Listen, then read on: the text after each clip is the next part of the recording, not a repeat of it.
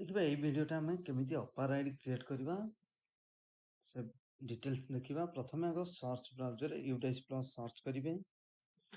UDISE plus जो open हो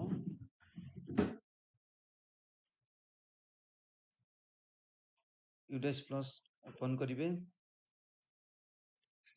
देखो यूडाइस प्लस जो रही स्टूडेंट मॉड्यूल, ये स्टूडेंट मॉड्यूल क्लिक करवा।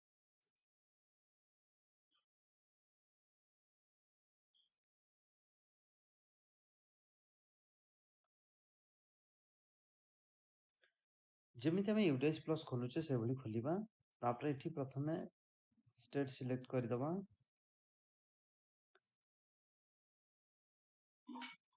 सिलेक्ट करके गो रे क्लिक करवा।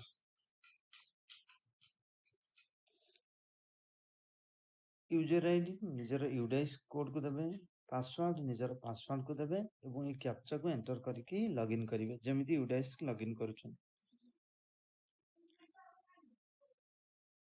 देखिए निजर यूडाइस जो अपन आईडी यूडाइस कोड देवे और पासवर्ड देवे और कैप्चा देके एंटर करेंगे। ये होम पेजटा खोल खोलला पर देखते ये अपार मॉड्यूल गोटे ऑप्शन अच्छी लेफ्ट साइड। जदि मोबाइल खोलुंट डेस्कटॉप साइड करने को भूलें ना मॉड्यूलटा देखेब। तापर जदि अपार मॉड्यूल रे हम क्लिक करवा,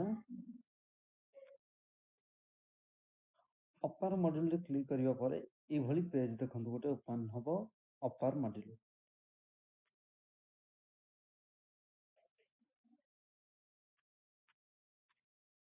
अपार मॉड्यूल ये क्लास को सिलेक्शन करेंगे। तापर ये सेक्शन को सिलेक्शन करेंगे, जो सेक्शन ए बी सी अच्छी सिलेक्ट करेंगे। जब ऑल करदे सब जगह देखेगा सिलेक्शन करेंगे सेक्शन। तापर देखो टोटल एनरोलमेंट केते अछि आपनकर से सेक्शन रे, टोटल केते पेंडिंग अछि देखिबा। देखो एठी धरिनियो पिलर ना देखिबो, पीएन नंबर देखिबो, क्लास देखिबो, को सेक्शन देखिबो, प्रोफाइल स्टेटस कंप्लीट हेछि ना नै देखिबो एवं तार स्टेटस कोन अछि पेंडिंग अछि देखिबो एवं अपार आईडी नॉट अवेलेबल वर्तमान ताको एक्टिवेट करनी। लास्ट को देखो एक्शन रे अछि जनरेट, ए जनरेट रे क्लिक करिवे। जदि ये जेनेरेटा ग्रीन न हो कि फेड आसुथिबे जानिबे जे तार कोनोसी जीपी रो प्रॉब्लम अछि। ताको कंप्लीट करला परे एठी पुणी एटा एक्टिवेट हो जिवो। ए जनरेट रे क्लिक करिवे।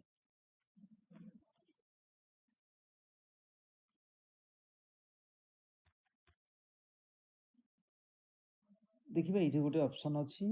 देखो एठी जनरेटटा पूरा एक्टिवेट अछि, एठी जनरेटटा के फेड अछि। एठी कोन अछि एठी देखो कंप्लीट बदले एठी देखुची इनकम्प्लीट।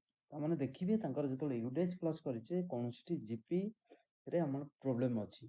आ जीपी को कंप्लीट कला बेला आधार नंबर, निज ना, date of birth, mobile number सठिक भाव देबे। मोबाइल नंबर निहाती आवश्यक अपार आईडी पे। एटी इनकम्प्लीट बोली एटा जनरेट ता इनएक्टिव अछि। एटा को कंप्लीट कर छला परे आपण यूडाइस रु जांकी एई पिलार जीपी को कंप्लीट करिवे, एटा ऑटोमेटिक एक्टिव हो। जनरेट क्लिक करिया पर देखंतु ए भली पेज ओपन हैला। ओपन हो गला परे प्रथम एठी देखंतु बेसिक इनफॉरमेशन ऑफ स्टूडेंट थिबो। स्टूडेंट नेम आधार अनुसार मैच करिवे ठीक अछि ना नहीं। ता पीएन नंबर टाको मु हाइड करछि, पीएन नंबर तो ठीक अछि से। तापर डेट ऑफ बर्थ को मिलेबे। तापर देखंतु do you want to change Aadhaar details. जदि एठी आधार डिटेल चेंज करबा चाहते एठी क्लिक करिवे। जदि ठीक ठाक अछि किछि चेंज करिवार आवश्यक नहीं, कारण आपण जतल जीपी फिलअप करछन त आधार नंबर दैथिबे। एठी आधार नंबर ता शो करथिबो, लास्ट चारिटा नंबर एवं पुणी नेम आज पर आधार, आधार अनुसार तांकर नाम से देखौथिबो।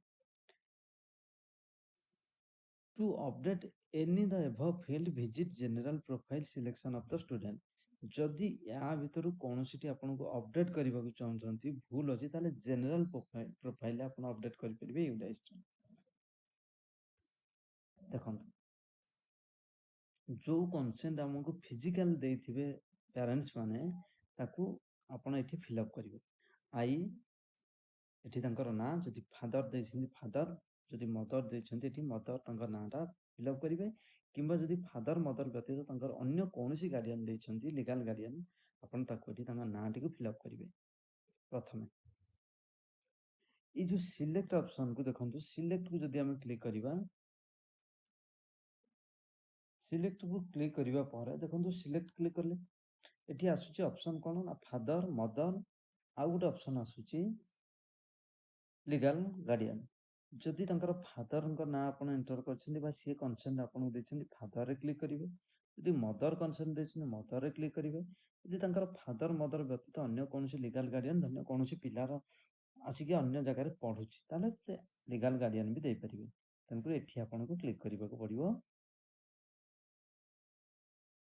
एठी ना एंट्री करले जदि कहली ना फादर का ना एंट्री कले ताले एठु सिलेक्ट करिए फादर मदर का ना एंट्री कले मदर सिलेक्ट करिवे लीगल गार्डियन थिले लीगल गार्डियन सिलेक्ट करिवे तापर एठी देखंतु स्टूडेंट ना देखै दोथिबो विथ माय आइडेंटिटी प्रूफ आज तापर इठी आइडेंटिटी प्रूफ टा कार दिया हो ना ए जे ही देछंती कंसेंट फॉर्म ए सिलेक्ट रे क्लिक कले तापर तांकर जो आईडी प्रूफ देथिबे धन्य आधार कार्ड देथिबे कि इलेक्शन कार्ड देथिबे कि वोटर आईडी कार्ड जोटा बा इपिक कहउछे बा इलेक्शन कार्ड ताकू देथिबे कि ड्राइविंग लाइसेंस जहाटी ऑप्शन देखौछु हम देखिबा को ऑप्शन देखौछि एवं तार नंबर टाकू आपण एंड आइडेंटिटी प्रूफ नंबर एठी नंबर टाकू एंट्री करिवे voluntary given my consent to share his her Aadhaar number demographic information issued by UIDAI with Ministry of Education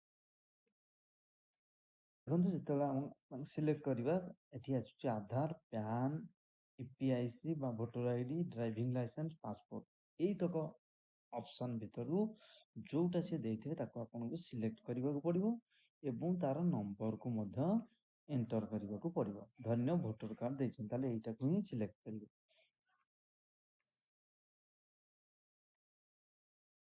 ID number को एंटर करिवे आईडी नंबर एंटर कला परे देखंतु ए consent form को online fill up करबा को पड़िबो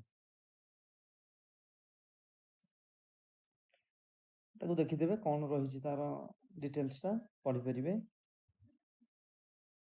तापर ता तळ को जेतबे आपण स्क्रॉल करिवे स्क्रॉल करले देखंतु एठी देछि प्लेस ऑफ फिजिकल कंसेंट से कोठी देथिले से प्लेस ता को फिल अप करिवे डेट ऑफ फिजिकल कंसेंट माने हार्ड कॉपी जो कंसेंट फॉर्म से केबे आपण को देले से डेटा एठी जदि आपण क्लिक करिवे ए भले आसी जिवो तापर एठी जदि 24 मसिया रे जेतु देछन्ती ए तो 24 अछि सेप्टेम्बर मास देछन्ती जदि न देछन्ती ताले आपण एठी क्लिक करिकि पछुक नै परिबे माने अगस्त देछन्ती एठी नै क्लिक करिकि आगो नै परिबे अक्टोबर देछन्ती एवं तारीख को सिलेक्ट कर देबे ऑटोमेटिक ता डेटा एठी एंट्री हे जो डेट एंट्री फिल पर देखंतु consent bye head of the institute headmaster देबे गोटे कंसेंट एठी ऑटोमेटिक थिबो आई हेडमास्टर को नाम थिबो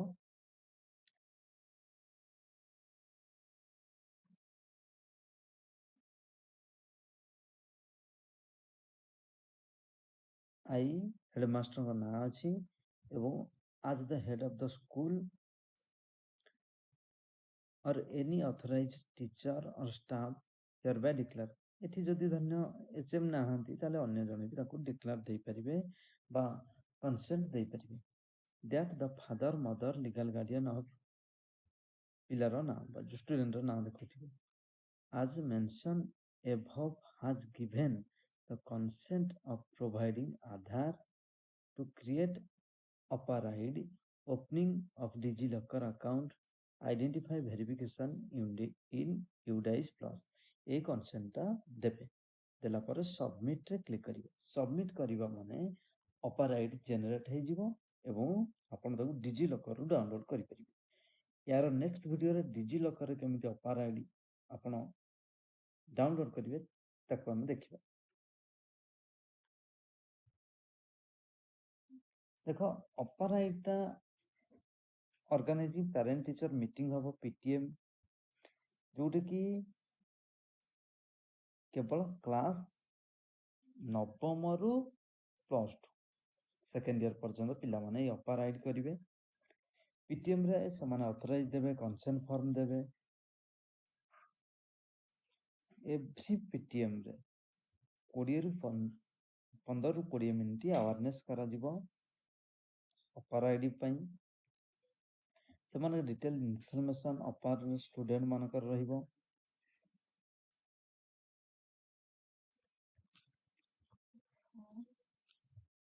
ଏବଂ ସେମାନଙ୍କଠାରୁ କନସେଣ୍ଟ ଫର୍ମ ଆସିବ, ସମ୍ମତି ସେମାନେ ଦେବେ ଫିଜିକାଲି ଅପାର ଆଇଡି ପାଇଁ।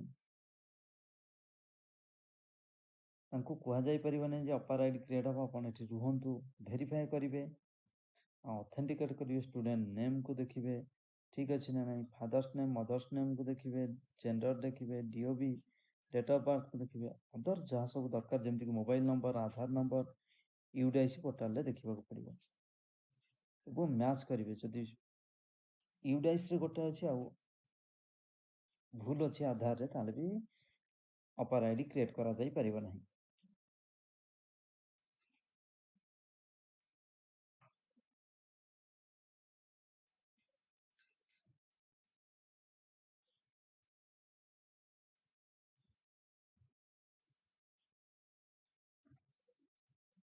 ଅପାର ଆଇଡି କ୍ରିଏଟ୍ କରିବା ପରେ ତାଙ୍କୁ ଅପାର ଆଇଡି କେମିତି ସେମାନେ ପାଇବେ ତା ବିଷୟରେ ବୁଝେଇବେ। ଏସବୁ ରହିଛି ଅପାର ଆଇଡିର